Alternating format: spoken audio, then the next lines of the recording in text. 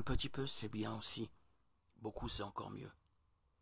Rares sont ceux qui parviennent au succès total, et cet adage vient nous encourager à nous féliciter d'un peu de succès, même partiel. Ainsi, aussi simple que puisse paraître cette parole, elle renferme le secret de notre réussite.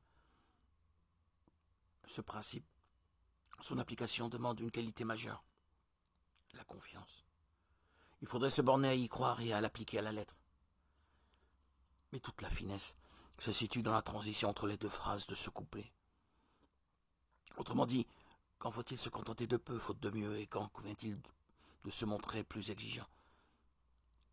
Celui qui parviendrait à cette connaissance réaliserait une harmonie idéale, dynamique et non statique.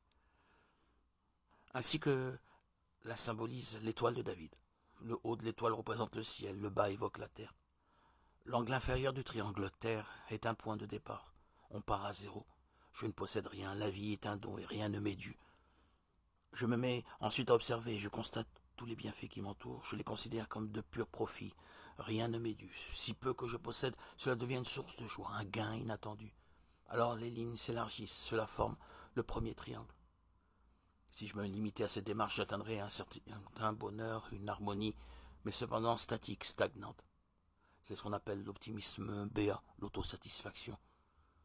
Pour y échapper, et mieux encore, parvenir à évoluer, il faudra arriver à ce point, reprendre tout à la base. Le sommet du triangle inférieur devient alors la base du triangle supérieur. En constatant tous les gains et les acquis dont je me félicitais, je vais les analyser. D'où proviennent-ils?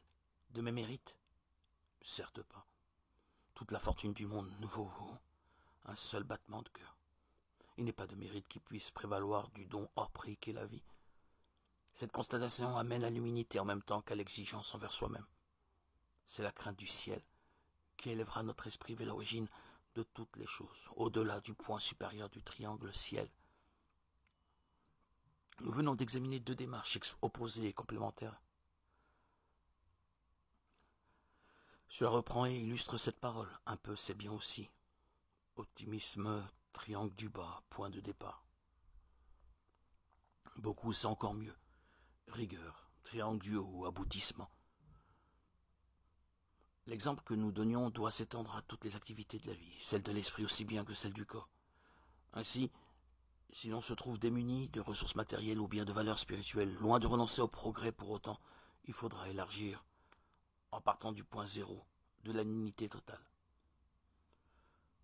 Je me rendrai très vite compte que pour une personne démunie, je possède beaucoup plus que je ne le pensais. Et puis, arrivé à cette satisfaction parvenue à me consoler, je me mettrai à l'œuvre, courageusement, en me répétant que si le peu est bon, le plus est bien meilleur. La pratique constante et quasiment automatique de ces deux itinéraires conduira à l'harmonie parfaite